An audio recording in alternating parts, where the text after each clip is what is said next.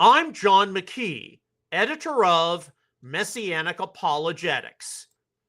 Messianicapologetics.net. And I would like to welcome you to this episode of Messianic Insider, your theology and news roundup for December the 22nd, 2025. Before we get started on our theology roundup, I do have a few housekeeping items that we need to go through. So if you will turn with me to the Messianic Apologetics website, messianicapologetics.net. We tend to do this every Monday. Here in the right-hand column, you see blog notifications.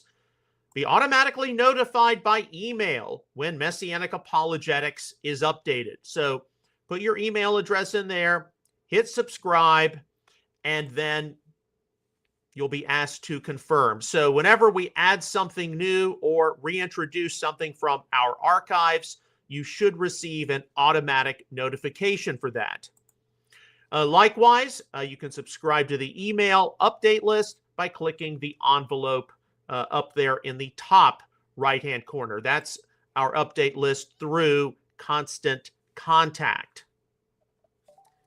Now, I would like to remind you all that we are fast approaching the end of calendar year 2025, so we would certainly appreciate it if you would consider a special year-end offering. So you can go to outreachisrael.net/support.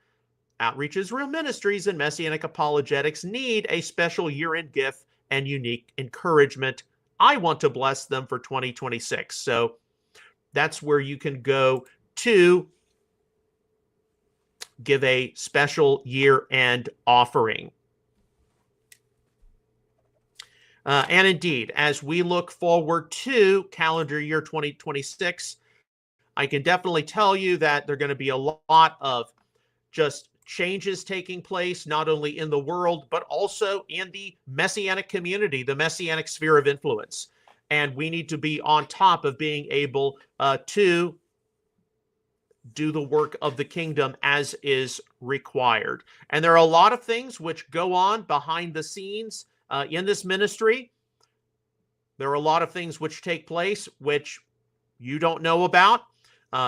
More, I think, involves just the bureaucracy of ministry than actual Bible study, even prayer and spiritual development. I wish it were not that way. But we live in a world where there are unknowns, and we go day to day, week to week, month to month. Okay, so a few more just brief announcements. We only have shows planned, live streams planned this week for Monday, Tuesday, and Wednesday. Like many of you, I'm going to be involved in various family activities near the end of the week. But we do plan to post the December 2025 Outreach Israel News podcast on Thursday, so you can be looking for that. I do have a special request for all of you, and that is yesterday we received news that a good friend of ours in our Messianic community here in North Texas had passed away. This is a gentleman who we've known ever since we moved back to North Texas, 2012, 2013. No word yet on his funeral arrangements. So if that interferes with our weekly, daily live stream, I will be sure to let you know. But please be praying for comfort for his family and all of us here. And along with that, over the weekend, and this weekend was not an easy time for me. We had a situation I had to work on behind the scenes. There is a particular person whose name crossed my path, who I am specifically praying for his salvation, praying for his soul. And as we are in this season of hopefully love and goodwill, you need to be praying for this unknown person's salvation as well. Because one of the things which we can forget so easily as a Messianic faith community, it's all about Torah, it's all about Judaism, it's all about matters of the heart, and it's all about seeing people redeemed from their sins and being brought into the kingdom. So there's a particular person you need to be praying for in terms of his salvation. Okay, so that covers a lot of what we need to discuss. Let's now move on to our theology roundup. And our topic, and this continues with what we have discussed in the past several weeks. What is the new covenant? We've discussed matters of the significance of the Messiah event. And this teaching is taken from the August 2024 edition of Outreach Israel News, The Status of Torah. So between now and the end of the year, we're going to have some of these just single studies. So if you go to the Messianic Apologetics website, you see the articles tab, underneath it, OIM News. So you see all of the different back issues of Outreach Israel News. December 2025 has just been posted this morning. But scroll down to 2024 and click on August 2024, the status of Torah, and of course a PDF file will come up. So we're going to go through this. This is a subject which very, very important regarding, what is happening right now in the Messianic community. You might think the information is a little dated, but it's just as fresh now as it was when this issue was originally released, and it was added as an appendix to the updated New Testament Validates Torah, which came out in 2024. Okay, so August 2024, the status of Torah. And some of you all may not have read this article, but we're going to go through this information today. Since its initial paperback release in 2012, it is safe to say that the New Testament Validates Torah has widely become the flagship book of Outreach Israel Ministries and Messianic Apologetics. While there have been new resources released for the broad Messianic movement since that time, most notably the 2014 Tree of Life Version Bible, TLV, and the 2016 Complete Jewish Study Bible, there is still nothing in 2024, and even now as we close 2025, which reaches the scope of the New Testament Validates Torah in terms of defending Messianic essentials involving the post-resurrection era validity and relevance of Moses' teaching. But what does one encounter today in the mid-2020s, looking out at the broad Messianic sphere of influence? Many people across the spectrum, including Messianic Jews, Messianic non-Jews, evangelical Protestants, and those who might identify with some form of Hebrew roots, have read the New Testament Validates Torah and have been positively impacted by it in some way. Certainly, as I have interacted with those who have read this book and provided me feedback, both positive and negative, many have been challenged, in particular, as they know that they need to probably begin having a more Torah or law-positive orientation toward the apostolic scriptures, New Testament. Many know that they definitely need to reevaluate some traditional Christian approaches to the matter of the law and adjust their thinking. Many who have read the New Testament Validates Torah will testify how this was one of their first major books, which got them started in their Messianic experience. A number of those who read this publication will often then purchase a number of our other teaching workbooks and commentaries. While many of us can agree on the ongoing validity and relevance of Moses' teaching, we can be seen to implement its instruction in very differing ways. It can be easily observed, for example, how believing in the ongoing validity of the law of Moses for God's people is one thing, certainly in terms of one's ethics and morality. But it can be something else to actually implement this in terms of personal or familial discipline and congregational life. There are those who will be seen to agree with our ministry that God's Torah remains valid and worthwhile instruction for the Messiah's followers. But rather than be seen to demonstrate a traditional style of Torah application, consistent with contemporary Messianic Judaism and/or the conservative to Reform synagogue, as our family and ministry do, they might instead demonstrate more of a preference toward an a-traditional style of Torah observance. So, what are some of the things which we have witnessed throughout the 2010s and now into the 2020s regarding the issue or regarding the status of Torah? This is actually something which has both external and internal factors to be evaluated. There have been a number of somewhat significant materials which I have acquired organically with little effort made or with minimal prompting from others, which have affected much of the status of Torah we are now witnessing in the mid-2020s. In all likelihood, you have been affected either directly or indirectly, knowingly or unknowingly, from some of these matters. As the 2010s came to a close, many across the evangelical world were understandably shocked and horrified when Andy Stanley emphasized how Christians needed to see that they de-hitch themselves from the instruction of the Old Testament. 2018. Being the son of the late Charles Stanley, a stalwart evangelical conservative from the late 20th century, Andy Stanley's ministry has been seen to embrace more and more progressive and LGBTQ+ affirming perspectives, and many have rightly attributed his theological devolution to his broad dismissal of the Tanakh scriptures as having any real moral or ethical relevance for Christian believers. While Stanley's apostate orientation is widely known, he is hardly alone as a prime example of what happens when a theological foundation beginning with the Torah of God is removed.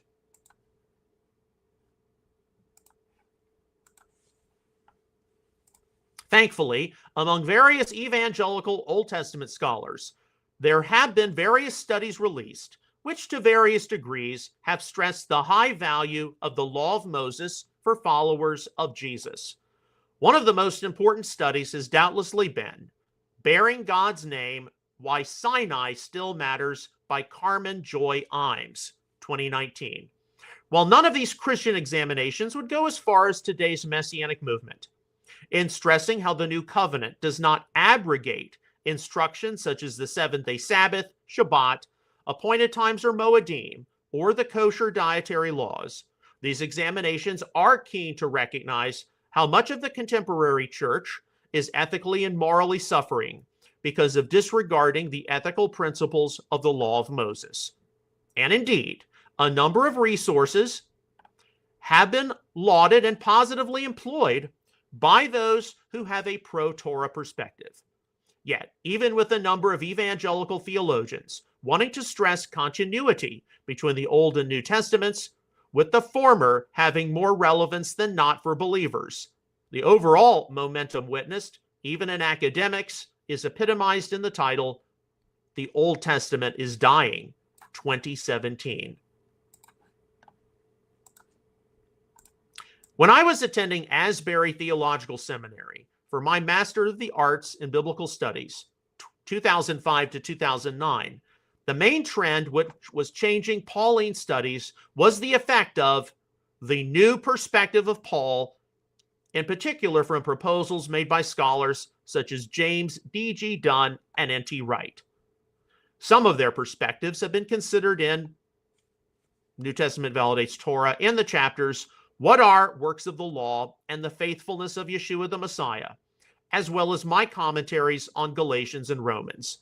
The new perspective of Paul has widely been responsible for interjecting the thought that what can be perceived as Pauline attacks on the law were actually criticisms against first-century Jewish particularism, i.e. Romans 2, 17 through 29, with Jewish possession of the Torah and identity hardly sufficient to be considered righteous or in proper covenant status with the God of Israel. In the 2020s, as Pauline studies have developed, there continue to be those who adhere to various aspects of the new perspective of Paul, although modified criticisms of the new perspective of Paul have also been seen. The 2010s and now mid-2020s has seen the rise of a further major school of Pauline interpretation, Paul within Judaism. While still developing, it does rightly try to understand the ministry and mission of the Apostle Paul within the world of Second Temple Judaism. It widely approaches Paul as being the apostle to the Gentiles, in that Paul's seeming criticism of the Mosaic Torah was to discourage non-Jewish Messiah followers from living as ethnic Jews, but instead as redeemed persons from the nations of planet Earth at large. Paul's letters were largely not written to mixed communities of both Jewish and non-Jewish believers, but instead mainly non-Jewish persons. Paul emphasized the universal morality of the Torah's principles, but discouraged non-Jewish Messiah followers to take on various apparent signed commandments of Jewish identity, i.e. Sabbath, festivals, diet, circumcision. Paul's letters were not for Jews and Gentiles, but Gentiles. Suffice it to say, some are not too comfortable with this kind of compartmentalization of the Pauline epistles. Messianic Jewish supporters of a bilateral ecclesiology have been seen to be widely welcoming of Paul within Judaism approaches. But as noted, Paul within Judaism is a still developing school of theology. The explosion of things Messianic or not. Within our family's early days of getting started in the Messianic movement, and certainly with the launch of Outreach Israel Ministries in 2002, we believed that we were going to see an inevitable explosion of evangelical believers embrace their faith heritage in the scriptures of Israel. My stepfather, Mark Huey, was especially among those who believed that many Christian believers would eagerly embrace wanting to have a faith experience closer to that of the first century holy ones or saints. And indeed, around the turn of the millennium or so, there were many non-Jewish believers superintended by the Lord into the Messianic movement. These were people who were genuinely convicted by the Lord as part of their furtherance into the new covenant. Jeremiah 31, 31 to 34, Ezekiel 36, 25 to 27, also Hebrews 8, 7 through 13, 10, 14 through 18, that things like the seventh-day Sabbath Shabbat, appointed times or Moedim, or a kosher style of diet, regular study of the weekly Torah portion, and participation or membership in a Messianic congregation or synagogue were important things to consider. Many of these people still continue to be a part of the Messianic movement and are co-laboring with Jewish believers in the salvation of Israel. There was indeed an explosion of many non-Jewish people taking hold of many things of Torah throughout the 2000s to 2010s. But rather than this being a tempered work of the Holy Spirit, focused around love for God and neighbor as most important, things were actually far more complicated and messy. At the lighter end of the spectrum were those who embraced various outward practices of Torah, and while officially recognizing that salvation did not come from human works, Ephesians 2, 8, and 9, were in practice quite legalistic, inflexible, and judgmental of others. Torah observance became an end to itself, and among various groups and cliques, it was clear enough that too many had a relationship with the law, but not so much with the lawgiver. Far more problematic were those who, when taking a hold of things of Torah, became highly condemning of the legitimate contributions of evangelical Protestantism to the faith, and perhaps also the Jewish synagogue as well, while wanting to reevaluate the legitimacy of various traditions such as Sunday church, Christmas and December the 25th, and Easter, returning to more biblical practices such as Shabbat and the Moedim, especially Passover, many conducted their own unbalanced witch hunts for anything which they subjectively considered to be pagan. If there was any kind of association or parallel which could possibly be made or detected between traditional Christian theology and ancient, often Greco-Roman paganism, it was to be immediately rejected. Many, in embracing things of Torah, were then seen to reject doctrines such as the revealed triunity of God and divinity of Yeshua, and an intermediate afterlife in heaven or hell prior to the resurrection. A few even embraced polygamy, a man having multiple wives, as being a legitimate practice for men. Very quickly, difficult texts of the apostolic writings, such as Hebrews, Galatians, Romans, 1 Corinthians, and others, became spurious and illegitimate, to then be followed by the Gospels. A number of people were not seen to totally throw out the New Testament, but the Greek apostolic scriptures were certainly seen to be inferior and less authoritative than the Hebrew Tanakh. A number of people who embraced outward things of Torah, though, have quite sadly fallen prey to the arguments of the Jewish anti-missionary movement and have denied Yeshua as Messiah.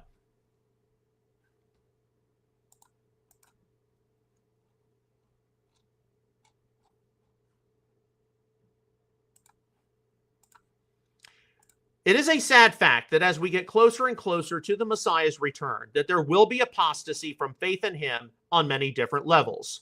2 Thessalonians 2:3. Those who have followed the ministry of Outreach Israel and Messianic Apologetics know that we have had our hands full for many years in trying to best address many of the criticisms which have been out there against the integrity of the apostolic writings.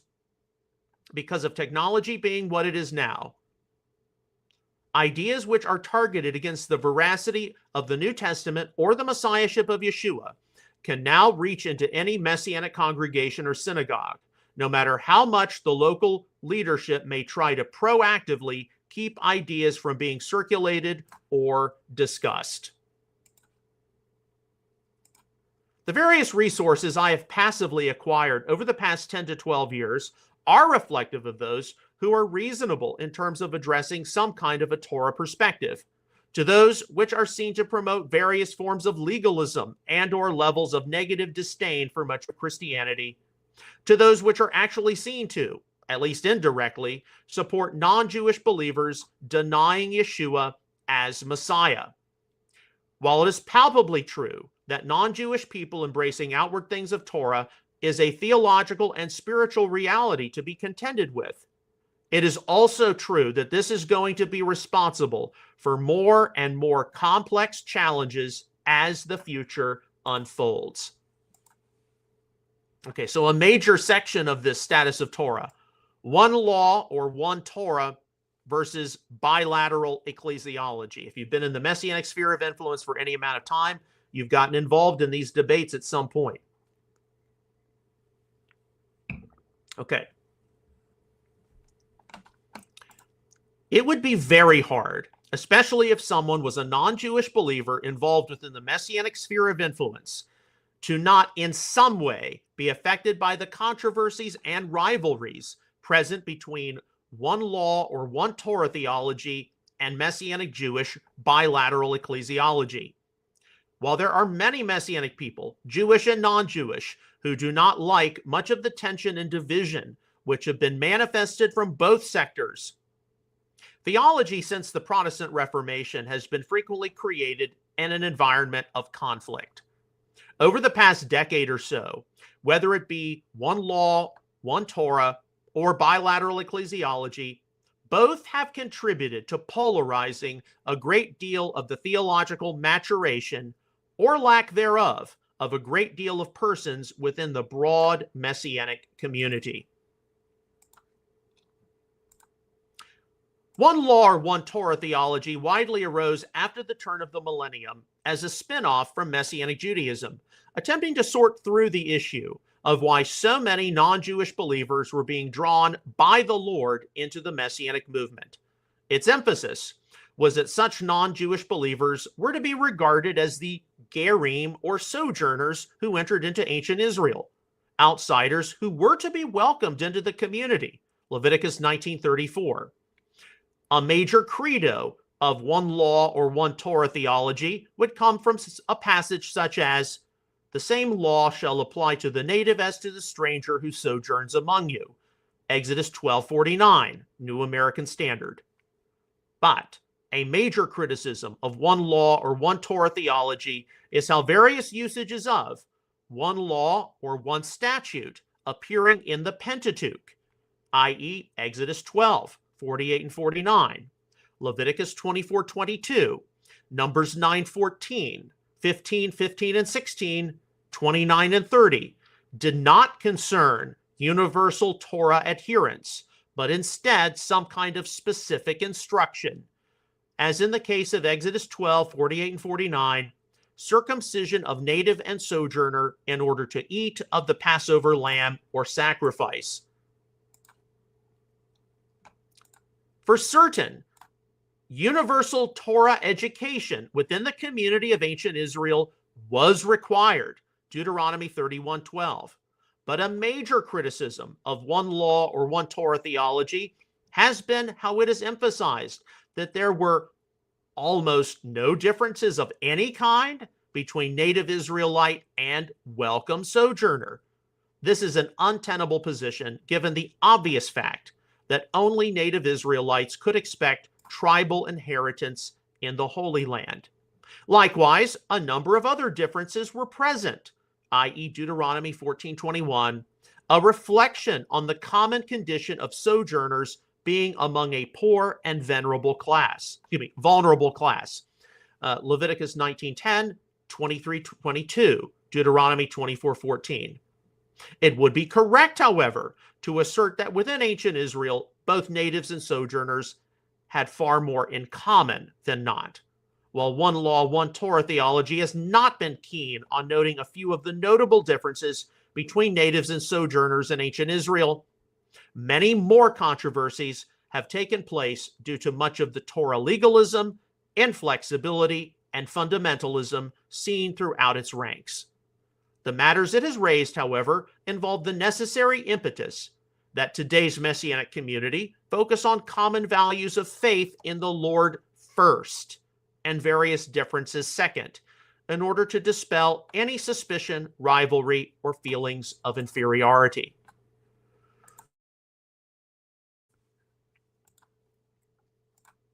Quite at the opposite end of the spectrum has been Messianic Jewish bilateral ecclesiology, something which has often been traced to the 2005 release of Post-Missionary Messianic Judaism by Mark S. Kinzer.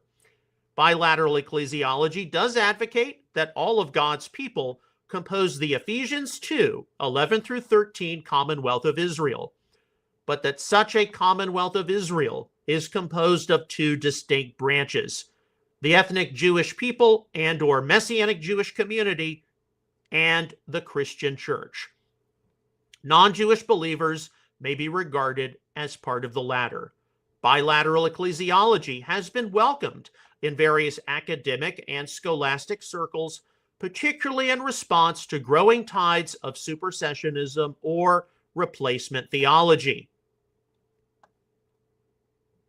Various Messianic Jewish proponents of bilateral ecclesiology are seen to be negatively inclined to non-Jewish believers taking on or participating in various outward elements of Torah, i.e. Sabbath, festivals, kosher, and such have indeed been responsible in various ways to seeing various non-Jewish believers, at least indirectly, pressured to leave Messianic Jewish congregations.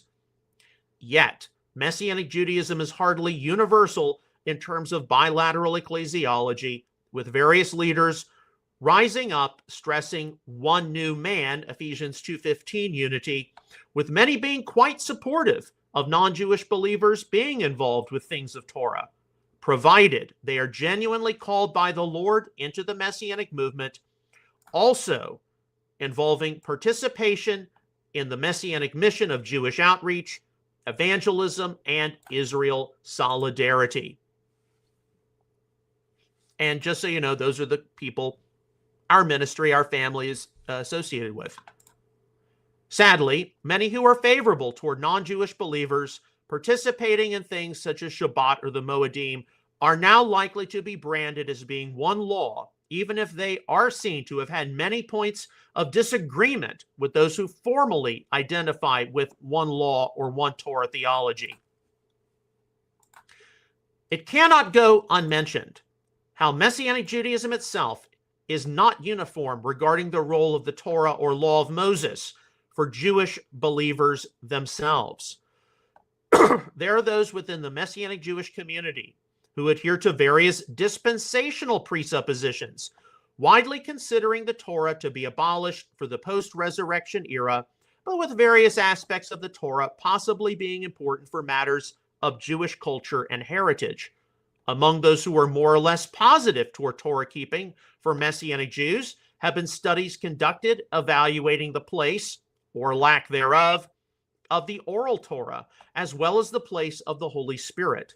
External analysis by law-positive, evangelical Old Testament theologians regarding Messianic Jews and the Torah has also been conducted. Okay, let's move on to another movement, pronomian Christianity, although you are more likely to hear the pronunciation pronomian used. But Bill Patrick, my Greek instructor at Asbury, taught us that it's pronounced nomos because it's the Omicron. So that's why I say pronomian. Originally in the late 1990s to mid-2000s, when one employed the term Hebrew roots, it was to emphasize matters such as study of the Hebrew Tanakh, Hebrew language, and even various bodies of Second Temple Jewish literature. Sometimes it was used as a complement to Jewish roots, but sometimes it was used to differentiate one from Judaism and Jewish tradition.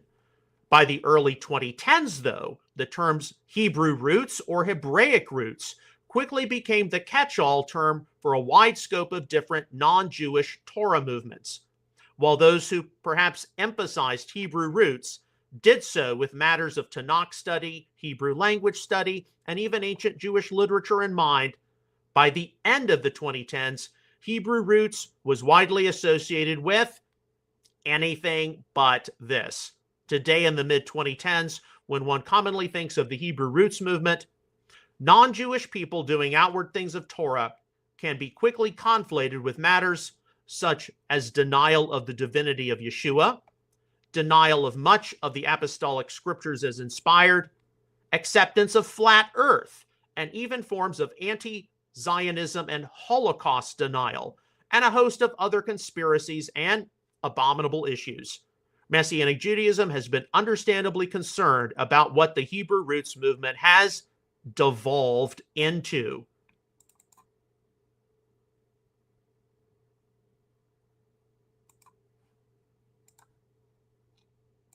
A wide number of those who were involved in the Hebrew roots movement have recognized that much of what had taken place via the label of Hebraic was anything but good. This mainly involved how a wide majority of those identifying as Hebrew roots often unfairly deride and chastise any of the good contributions of evangelical Protestantism as being illegitimate and pagan. The early 2020s witnessed a new offshoot emerge, identifying as pronomian Christianity, or pronomian as the more common pronunciation is. It mainly involved those formerly involved in Hebrew roots who had grown tired of a great deal of its anti-Christian rhetoric and rightly sought change. It also involved, though, a number of those holding to a one law or one Torah theology, some of whom had grown disenfranchised with the label Messianic and various Jewish traditions and customs. A new label, pronomian, was chosen, something which simply means pro-law, and certainly something which could sit in contrast to being anti-law or antinomian.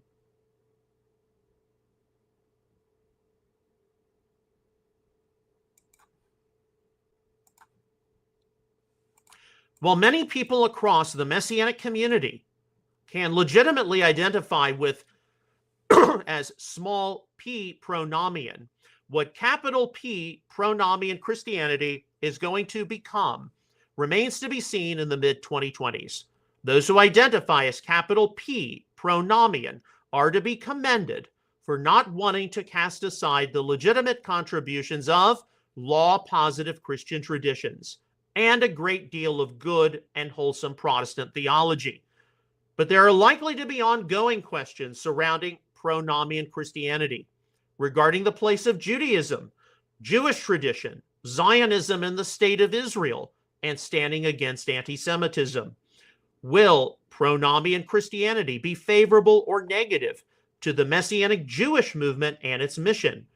Already, when looking at some of the theology of those formally identifying as pronomian, one does see strong leanings toward Reformed Calvinism, its predestinarian soteriology, that's the study of salvation, and forms of cessationism. At present, it is useful to not make any detailed evaluations of pronomian Christianity, as it probably needs to be given some more time, 2024, and yes, even 2025, to develop and figure out what it actually stands for.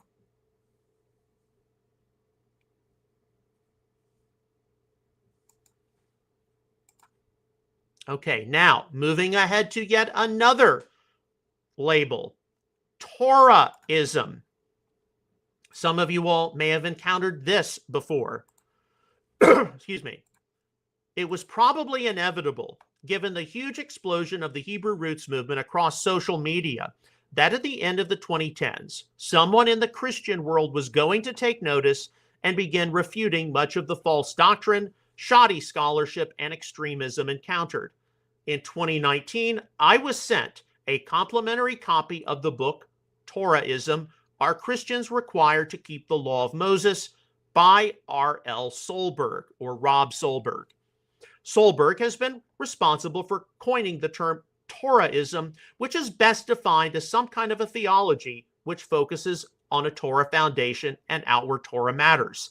It is easily deduced from his writings and many internet broadcasts how he sees more contrast rather than continuity between the practices of the Tanakh, Old Testament, and Apostolic writings, or New Testament.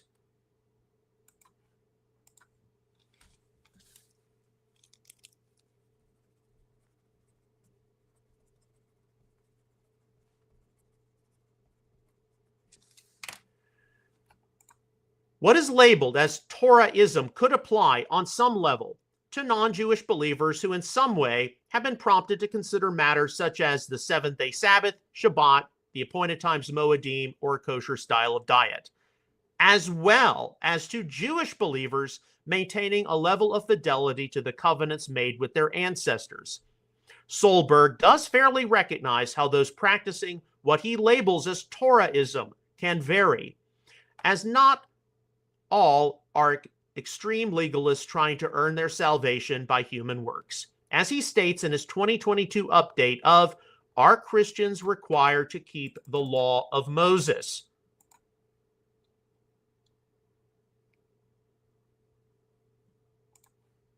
Quote, when Torahism focuses on how our faith should be lived out rather than how we are justified or saved, it is a matter between brothers and sisters in the faith. It's a family disagreement on par with disputes about infant baptism versus believers' baptism, or dispensationalism versus covenant theology. These are not unimportant issues, but they are secondary in the sense that there is room for disagreement among believers. Unquote. Solberg would seemingly classify a ministry like Outreach Israel and Messianic Apologetics along these same lines, given our strong track record of speaking against legalism, inflexibility, works righteousness, and even Torah-olatry, and instead stressing it as a part of a believer's sanctification and growth in holiness. While we would have strong theological differences and disagreements on the post-resurrection era validity of the Torah, and perhaps what the new covenant involves, Jeremiah 31, 31 to 34, Ezekiel 36, 25 to 27, Hebrews 8, 7 to 13, 10:14 through 18, I doubt he would consider us as promoting things at the level of heresy. However, to focus the considerable bulk of one's ministry attention, as Solberg has, on people disregarding the post-resurrection era validity or relevance of God's Torah is likely to bed considerable ongoing questions for the future and prophesied spread of lawlessness, Matthew 24:12. Many of the significant ethical and moral controversies faced by evangelicalism directly originate in disregarding the significance of the Torah or law of Moses. Those who actively encourage people to dismiss the principles of the Torah and Tanakh are not in as strong a position as they think they are to see Messiah followers incorporate the values and ethics of Yeshua of Nazareth.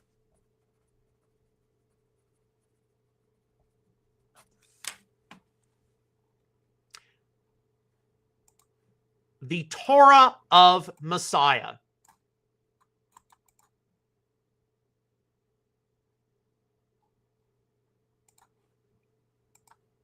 Anyone who has entered into a quest of becoming Torah observant to some degree is likely to have gone through a season of making some mistakes and possibly even being a little legalistic and judgmental of others. We are each human after all. I myself, as part of my ongoing apologetics ministry, will frequently have to walk people through some of the mistakes and errors which I have made.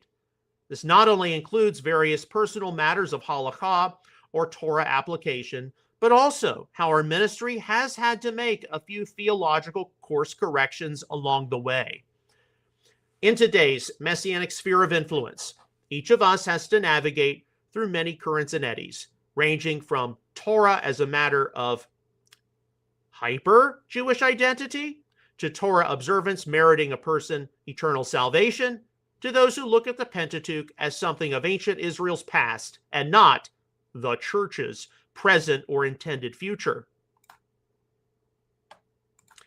Some of the most significant statements regarding the Torah for Messiah followers are the following words issued by the Apostle Paul.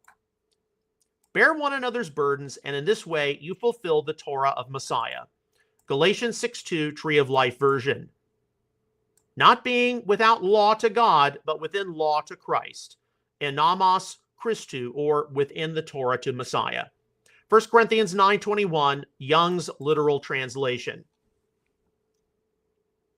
Here, the stress of Paul is seen, and how his orientation toward the Torah, or law of Moses, was focused on the Torah's true meaning, which the Messiah upholds. Galatians 6:2, Complete Jewish Bible. For many biblical examiners, this points them to interacting with the challenging words of the Messiah and his Sermon on the Mount of Matthew chapters 5 through 7. Our Lord's definitive interpretation and application of Moses' teaching. While today's Messianic community will interpret his fulfillment words of Matthew 5:17 through 19 as being supportive of the post-resurrection era continuance of practices such as the seventh-day Sabbath, Shabbat, appointed times or Moedim, and kosher dietary laws, the considerable bulk of Matthew chapters 5 through 7 and the Messiah's Torah teachings in general related to the high ethical and moral matters of Moses' teaching. While in the past, many Christian theologians advocated a wide distinction between an independent law of Christ in contrast to a previous law of Moses, some trends indicate that this has begun to shift somewhat. For today's Messianic people, we ourselves need to see much of our examination of the Torah and further biblical teachings on its instructions and commandments shift more toward what the Lord specified as the weightier provisions of the law, justice and mercy and faithfulness. Matthew 23:23, New American Standard. Everyone in today's Messianic community should agree how the Torah's weightier matters are to be followed. Unfortunately, due to many of the controversies I have been involved with since the 2000s, when we actually do start engaging with such weightier matters, I am desperately afraid that we may find that the spirituality of many Messianic people and even various leaders is quite shallow.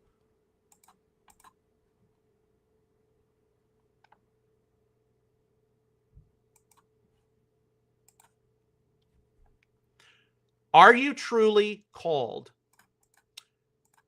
From the very start of Outreach Israel Ministries, our family has stressed that today's Messianic people, and especially those from evangelical Protestant backgrounds, have to make sure that they're doing outward things of Torah is a genuine work of the Holy Spirit in their lives.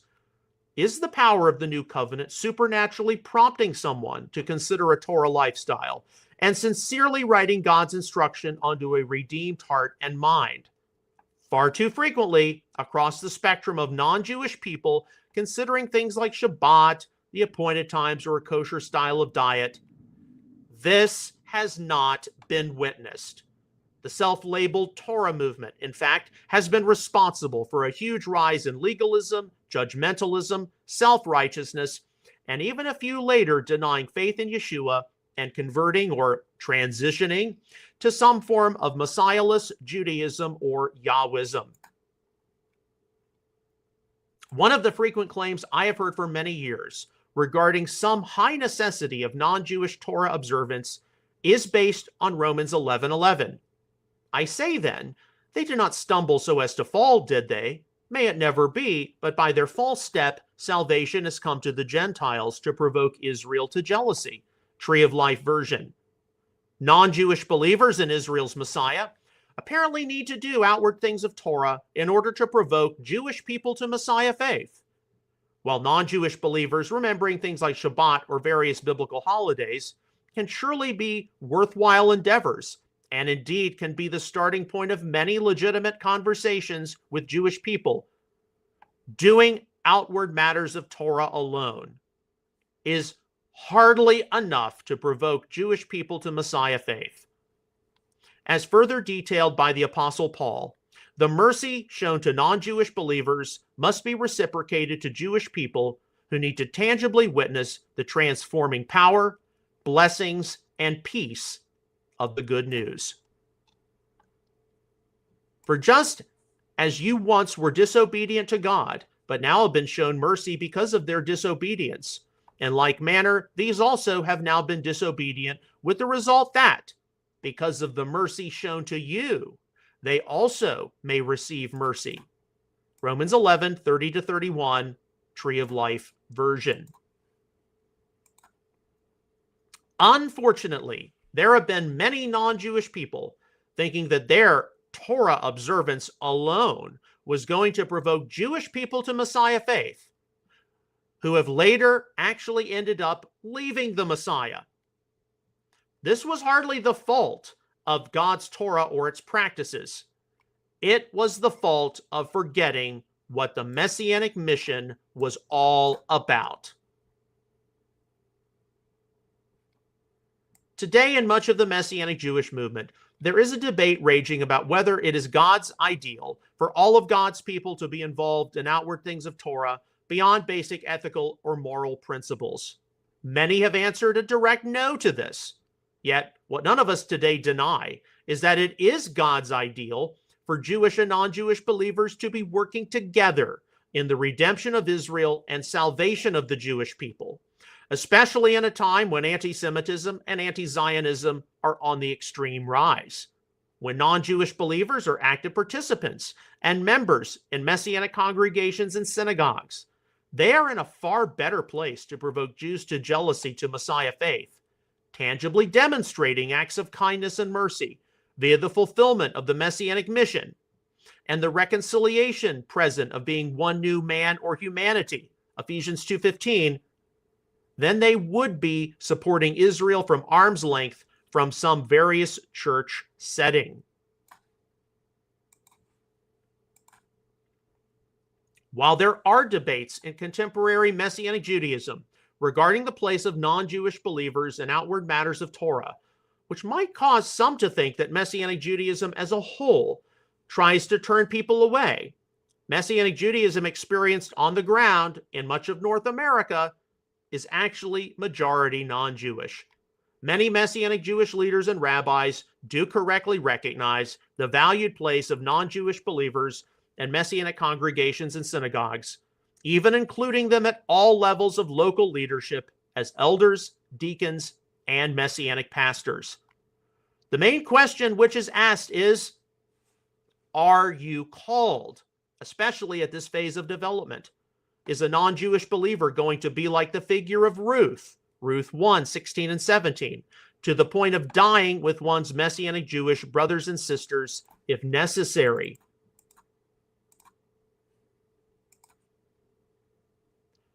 While many non-Jewish believers have been positively exposed to their faith heritage in the scriptures of Israel and have partaken of the various blessings of outward matters of Torah, it is not enough to solely be seen fulfilling the prophecies of the nations streaming to Zion in the end times to be taught from Moses' teaching. Micah 4, 1-3, Isaiah 2, 2-4. Eventually, participating in a lifestyle of Torah and acclimating to the Messianic movement is to involve actively fulfilling the Messianic mission of Jewish outreach, evangelism, Israel solidarity, and standing against anti-Semitism. This is where many non-Jewish people involved in the Messianic movement have actually been seen to move on to other places. For my family, even given various challenges and current limitations of the Messianic Jewish movement, we have continued. What good does it do to anyone to reconnect with some kind of a theological foundation in the Torah and Tanakh, or Old Testament, to then not carry it through? All of us need to have a burden for the lost souls of the Jewish people, just as the Apostle Paul had. Romans 9, 1-3. While I firmly believe in the post-resurrection era validity and continuance of Moses' teaching, not enough who have stressed Torah validity have then taken it to the next step of emphasizing active participation in the Messianic mission. Yet, I am seeing more and more non-Jewish believers whom the Lord once genuinely convicted about the need to plug in to the Torah and Tanakh, being stirred regarding the lack of evangelism and gospel proclamation in the varied non-Jewish Torah movements. Many are beginning to see their participation in things of Torah now needing to mature into being decisively called into the Messianic mission. And while we do not need to be presumptuous, time is short.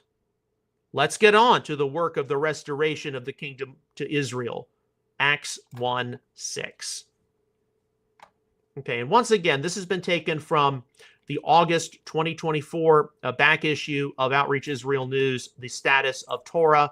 While it is a little dated, it is safe to say that everything is pretty much hadn't changed that much in the past year and a half or so.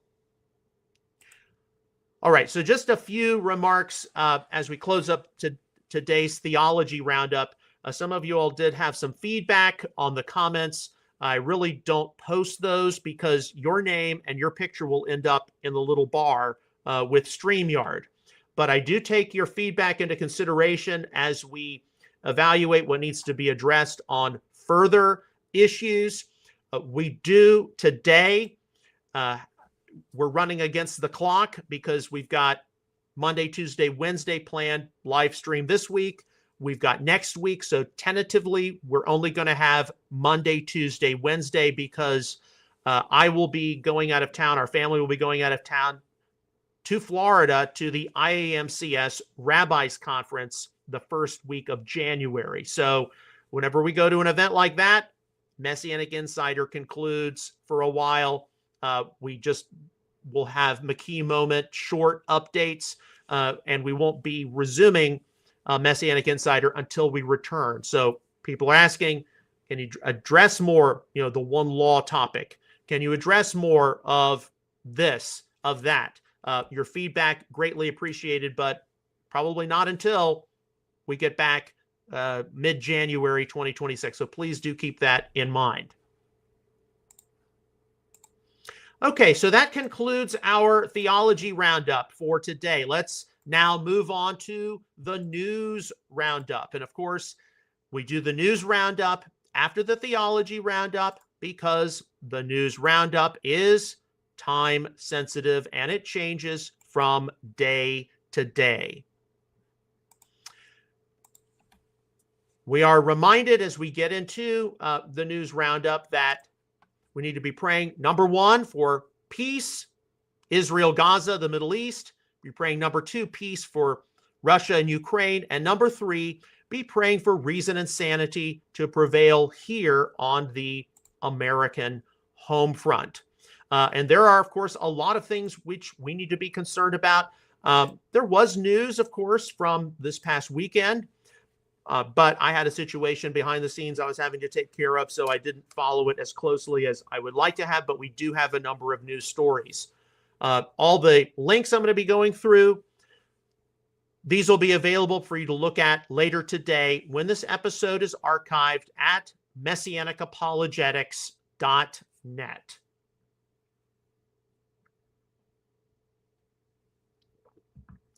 Okay, excuse me. Okay, so our first news story, and I think I need to pass this along from time to time.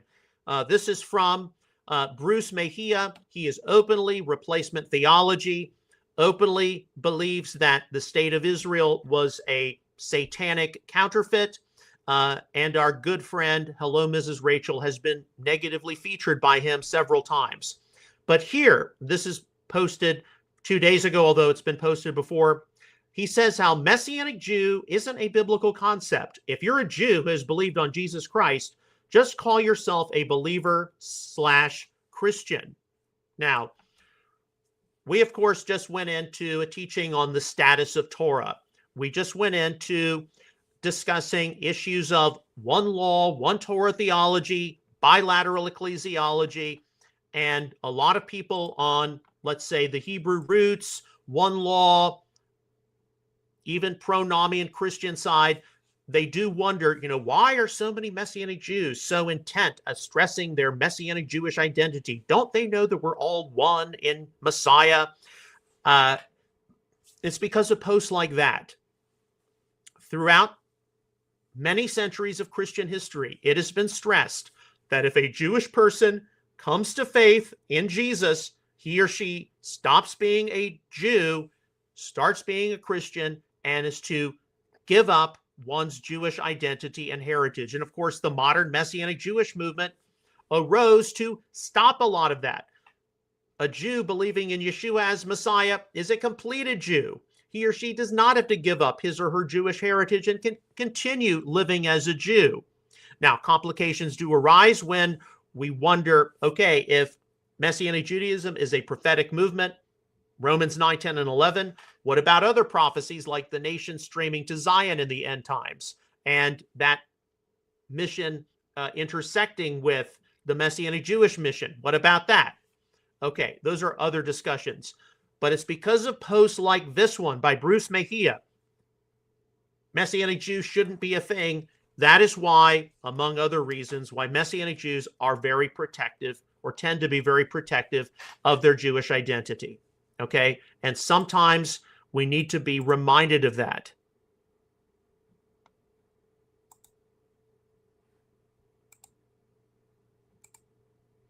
Okay, our next story.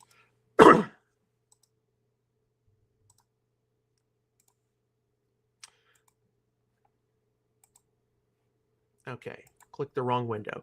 All right, this is from Open Source Intel Defender, December the 19th. This follows up on some things going on in Syria. U.S. President Donald J. Trump confirms tonight's extensive strike operation against ISIS-affiliated sites in Syria in retaliation for last weekend's ambush near Palmyra, which resulted in the death of 3 Americans, with Trump ending the post by stating, "All terrorists who are evil enough to attack Americans are hereby warned. You will be hit harder than you have ever been hit before if you in any way attack or threaten the USA." Okay, so we had talked about American soldiers killed in Syria, and now here you go. All right, from End Time Headlines, and we've got to recognize that in apologetics, we deal with far more issues than just, Torah, Jewish and non-Jewish identity. There are a lot of issues which many people, and I mean this with all the love and respect in the world, many people in the Messianic community, they not only don't want to mention, they're uncomfortable about, they don't care about. Whereas in apologetics, we are concerned about defense of the faith. We're concerned about the questions which people have. And in this case, here's a big one. This is from End Time Headlines on December the 19th. Growing number of Americans are convinced that aliens have visited Earth. Okay, now a lot of people tie this into the Genesis 6 Nephilim, fallen angels cohabitating with human females, a race of giants. I have discussed, I do believe that the Nephilim were a hybrid angelic human race, one of the major reasons for the flood. And they tie it into Matthew 24 and the days of Noah.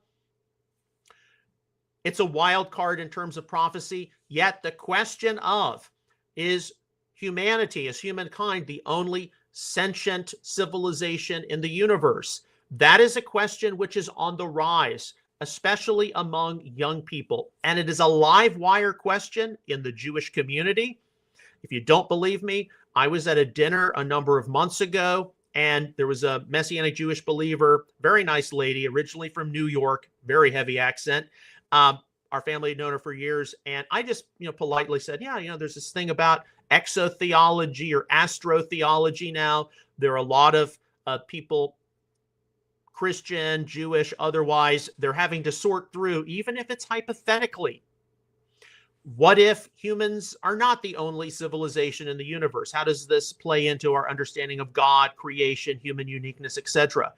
And this is a Messianic Jewish person. She said, well, given how big the universe is, I think it's pretty small to think that humans are the only group. I'm like, oh my God, I can't believe she said that. Because today's Messianic community would literally tar and feather someone who would just express that kind of an opinion. For certain, everyone agrees when Yeshua returns, there are going to be things revealed to us about the greater universe, different dimensions of being, which we do not know today. I think there are people who have died and passed away who know about these things simply by dying and their consciousness, i.e. their soul, going into another dimension. But we will know in the future what things about the universe, what secrets, what mysteries there are. And it probably won't be till the millennium, so I don't worry too much about this. But we do keep up to speed with what people say or do not say about the cosmos.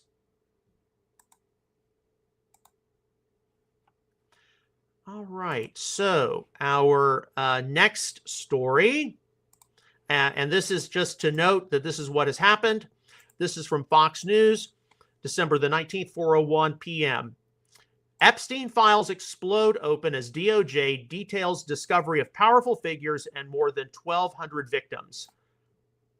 The byline, the files include photos of former President Bill Clinton and Epstein. Okay, this is something which we know is ongoing. There have also been reports about, some things which were released have now been pulled back, it seems. What about this? What about that? Is there anything new about the Epstein files? That's going to be something which just continually plays out over time. And the result of it is not going to be good, whether one is conservative, liberal, or centrist. I've said from the beginning, when these kinds of things come out, people's trust in government, industry, economics, entertainment, whatever, is going to plummet. There's only one person we can truly trust, and that is the Lord. But the Epstein files are now being released, and we're going to see what happens. So pray for reason and sanity here on the American home front. Okay, here's something we can be looking forward to over the next week or so. Open source intel defender, December the 20th. Israeli Prime Minister Benjamin Netanyahu is expected to brief President Donald J. Trump on options for new strikes against Iran during a planned meeting between the two leaders later this month at Mar-a-Lago in Florida, citing Iran's efforts to rebuild facilities where they produce long-range ballistic missiles and efforts to repair its crippled air defense network, including concerns that Iran is working to reconstitute its underground nuclear enrichment sites bombed in June. A person with direct knowledge of the plans and 4 former U.S. officials have told NBC News. Okay, we do know Netanyahu's likely to meet next week with Donald Trump. What's going to come of it? Are we going to see a round two with Iran? I know that speculation, that talk has definitely been out there for a while. We don't know. Okay, now one of the big things which took place this past weekend was AmFest. All of these conservatives, mainly around Turning Point USA, the Charlie Kirk sphere of influence. There are a lot of mixed reports regarding different people who attended. I was not able to follow this as closely as I would like to have, but it is clear when you look at a lot of the things which have taken place that Israel is a dividing issue. Israel is a dividing issue among conservatives. And you've got people who were very pro-Israel, like the late Charlie Kirk, Ben Shapiro. You've got others like Tucker Carlson, Steve Bannon, a few others who not so much. But it is a dividing issue, and we need to note it as such. Of course, Candace Owens was not in attendance, but Candace Owens, her ongoing devolution has been fascinating to watch. So here is a post from Open Source Intel. Here you see a post from Candace Owens. She talks about how she knows truly what the Talmud says, particularly about Christians and whatnot. Open Source Intel responds to Candace Owens. Candace Owens, I have learned what's in the Talmud, and I encourage others to learn it too. And then a picture of the Talmud and all these different volumes. There's no way she adequately understands what the Talmud is. Candace Owens herself, by her own admission in previous posts, has said that she doesn't read the Bible. She only follows what her Catholic priest tells her. And then presumably from that, she then spins off of what she thinks the Bible is really communicating. The Talmud is dozens of volumes of legal discussion, legal debate. There are things which are reasoned through. Other rabbis agree with, other rabbis disagree with. It is reading different legal discussions and debates. And if you think that, one comment about Jesus burning in feces, or one comment about you can lie to or you can cheat a Gentile, a non-Jew, is the only position in the Talmud, you are grossly mistaken. The Talmud says a lot of things about a lot of different issues. A little more familiar with it before commenting about it. So here's another post, came up almost immediately after it in the feed. Rivdan Adamir, the apostate prophet on X, shocking how there are contradictory statements in the Talmud. It's commentary, it's philosophy, debated. Talmud says nobody is superior to another by blood or descent, are equal. And his observation is, you won't hear this from Candace and Fuentes. Now, in this case, it's referencing Mishnah Sanhedrin 4. So, multiple statements appearing in the Mishnah and the Talmud people. And you just have to keep that in mind.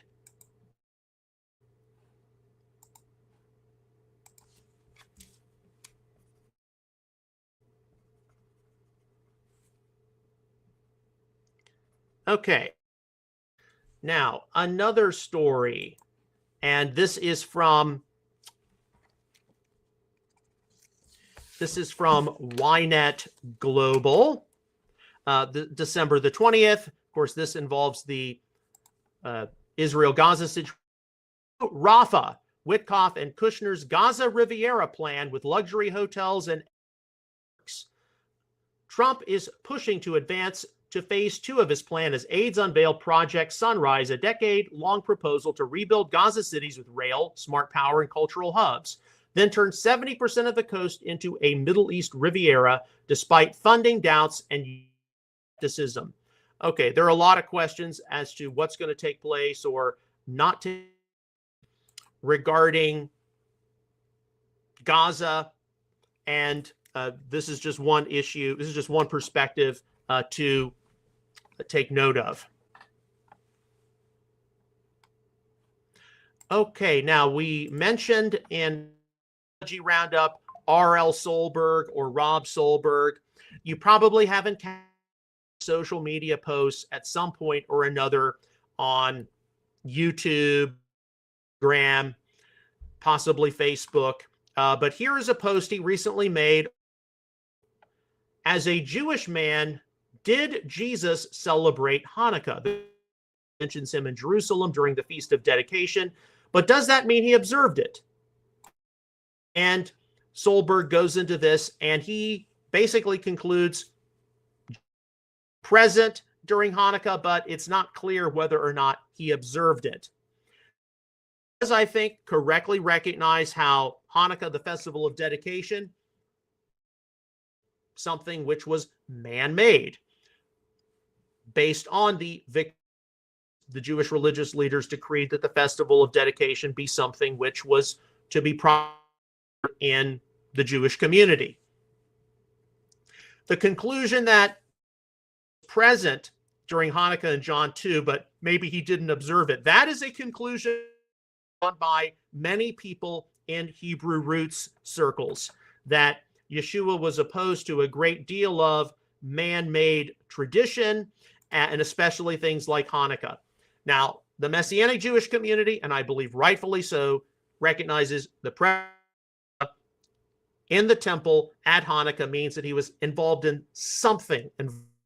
Right? Now, it may not be all the traditions which have developed since then, lighting the menorah in elaborate ways, the Hanukkah, eating fried foods, exchanging presents.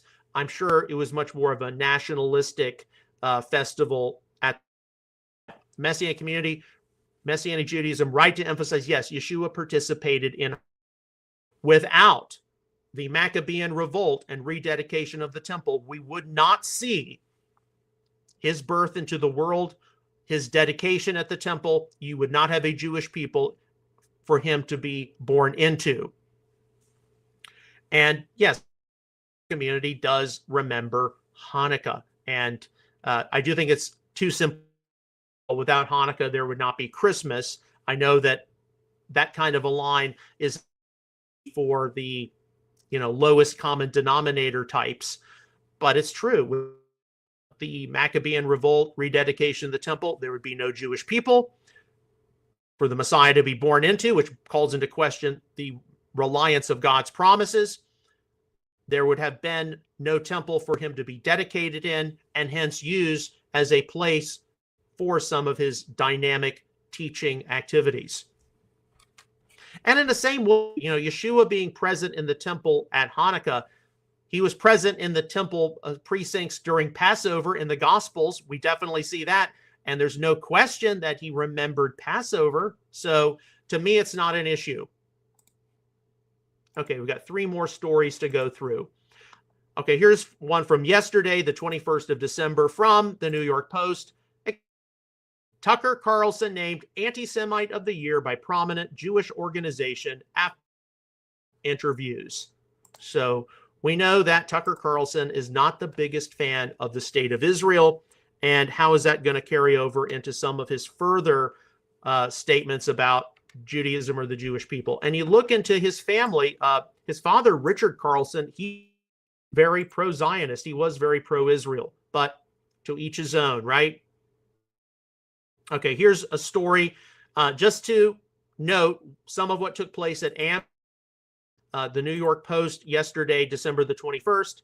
J.D. Vance, of course, the vice fades into MAGA Civil War at America Fest, criticizes conservatives for canceling other. And there you see a picture of Ben Shapiro and Tucker Carlson. And indeed, we don't know what's going to come in the next few years of the conservative movement here. That number one, Israel is the main divisive issue. And there were some things came across my feed regarding AmFest, which I was very upset, very displeased at. Develop. And number two, J.D. Vance is the running candidate. He's the running person, at least, for the Republican nomination in 2028. So what's come of that? What's going to happen over the next 2 to 2.5 years on the conservative side here in America? And along with that, we have our last story. This is from Visegrad 24. Excuse me. This is from 11:29 a.m. this morning. Anti-Semitism has risen sharply in the last 2 years across the world. Leading politicians, thinkers, and journalists will gather in Jerusalem for the annual conference on combating anti-Semitism on January 26th and 27th, and V24 will be there to cover the event. I'm sure we'll hear of it from other voices as well. But this is something to take note of. And indeed, what is going to happen in the world in the coming new year, in the coming calendar year 2026? The Messianic community, which often considers itself to be the end-time move of God, needs to be paying very close attention. I mean, for myself, and I have no problem on our live stream on the Theology Roundup, taking things from our ministry archives and discussing, like today, the status of Torah, discuss matters which I think unnecessarily divide and create tensions which should be diffused. I have no problem discussing that, but my personal attention, my personal interest has moved beyond a lot of that. To me, that was work I did the 2000s into the 2010s, a little bit into the 2020s. I am much more interested in I'm much more interested in matters of Messianic prophecy and future prophecy, because mainly I don't see enough people raising awareness of some of the news stories like we've just discussed. When you went to your Messianic congregation or synagogue this past week, I sincerely hope and pray that what took place in Australia, what had taken place the week before, the tragic shooting, the massacre of Bondi Beach, I sincerely hope and pray somebody in the leadership mentioned it. Hey, we're entering into dark times. We're entering into uncertainties regarding anti-Semitism and anti-Judaism. And what do you do if that was not mentioned, if it was not discussed? What does that say about, are you truly paying attention, or are you more concerned about just going through these motions, hoping that a lot of these things are going to blow over, and if it gets really bad, some rapture is going to come and beam you out of here? See, I'm much more on this side of the spectrum, and I've been moving in that direction since 2020, since the lockdowns. I'm much more interested in keeping you up to speed with what's going on. But we will discuss Torah issues, which I have resolved in my own heart and mind a long time ago. But I do think we need to be paying attention to what's coming down the proverbial pike. And before we close, I just want to thank some of you all who posted comments. There were actually quite a lot of them, but we don't tend to post those comments in a feedback section because your picture or your profile gets publicly listed, and I just want to be respectful of you all.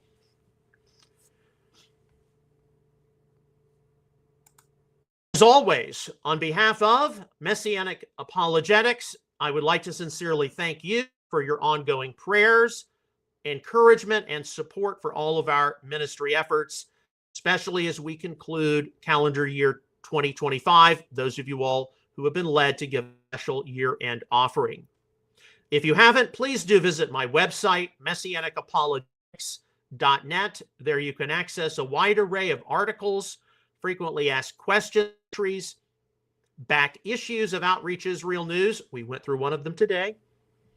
Take a look at some back episodes of Messianic Insider, different McKee moment shorts, and generally take a look at our different ministry adventures over the years.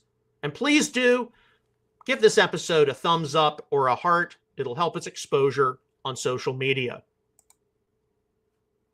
We will see you again tomorrow with another episode of Messianic Insider. Until then, may God bless you, shalom, and take care.